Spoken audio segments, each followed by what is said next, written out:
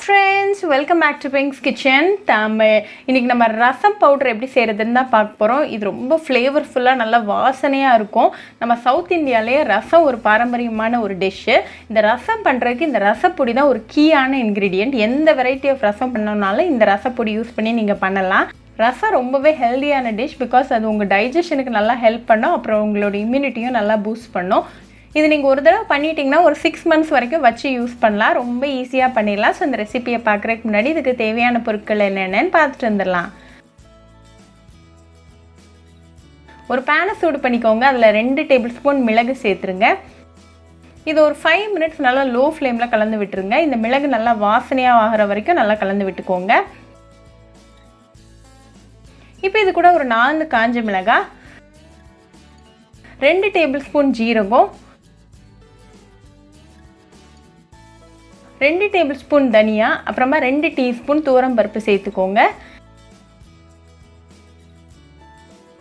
Again இதை ஒரு 5 minutes நல்லா லோ ஃப்ளேமில் கலந்து விட்டுருங்க. பருப்பை நம்ம ரசப்பொடியில் சேர்க்கறதுனால நல்ல டேஸ்ட் கன்சிஸ்டன்சி கிடைக்கும் ரசத்துக்கு. அப்புறமா ஒரு கொத்து கருவேப்பிலை சேர்த்துட்டு அதையும் நல்லா ரோஸ்ட் பண்ணி விட்டுருங்க. இந்த கருவேப்பிலை வந்து நல்ல டேஸ்ட்டு நல்ல ஃப்ளேவரை கொடுக்கும் இந்த ரசத்துக்கு.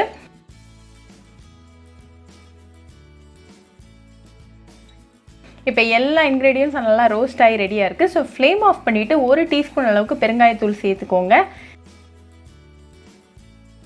நல்லா மிக்ஸ் பண்ணி விட்டுட்டு இந்த இன்க்ரீடியன்ஸ் எல்லாத்தையும் கம்ப்ளீட்டாக கூல் பண்ணிடலாம்.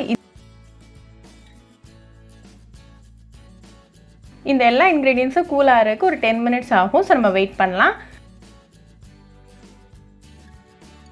இப்போ 10 minutesல எல்லா இன்க்ரீடியன்ஸும் கூல் ஆயாச்சு. ஸோ இது ஒரு மிக்சர் ஜாருக்கு சேர்த்துருங்க. இதனால ஒரு ஃபைன் பவுடரை அரைச்சிருங்க.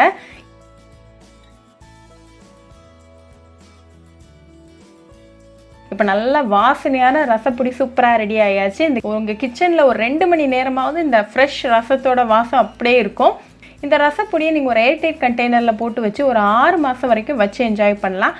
ரொம்பவே ஈஸி, குவிக் அண்ட் ஃப்ளேவர்ஃபுல்லான ரெசிபி. ஸோ கண்டிப்பாக இந்த ரசப்பொடி ரெசிபி உங்கள் வீட்டில் ட்ரை பண்ணி பாருங்கள். ட்ரை பண்ணிவிட்டு எப்படி இருந்துச்சுன்னு எனக்கு கமெண்ட்ஸில் சொல்லுங்கள். இன்னொரு சூப்பரான ரெசிபியோட உங்களை வந்து பார்க்குற வரைக்கும் பாய் ஃப்ரெண்ட்ஸ். உங்களுக்கு இந்த வீடியோ பிடிச்சிருந்தா லைக் பண்ணுங்கள், ஷேர் பண்ணுங்கள், கமெண்ட் பண்ணுங்கள் அண்ட் மறக்காமல் சப்ஸ்கிரைபும் பண்ணிடுங்க. கூடவே பக்கத்தில் இருக்க பெல் ஐக்கானையும் கிளிக் பண்ணிக்கோங்க. அப்போ தான் நான் போடுற வீடியோஸ் எல்லாம் உங்கள் நோட்டிஃபிகேஷனில் வரும். உங்களுக்கு ரெசிபிஸ் இங்கிலீஷில் பார்க்கணுன்னா பிங்க்ஸ் கிச்சன் சேனலை பாருங்கள். சேனலோட லிங்க் நான் அந்த டிஸ்கிரிப்ஷன் பாக்ஸில் கொடுக்குறேன். மறக்காமல் செக் பண்ணுங்கள். இன்னொரு இன்ட்ரெஸ்டிங்கான ரெசிபியோடு உங்களை வந்து பார்க்குற வரைக்கும் பாய் ஃப்ரெண்ட்ஸ்.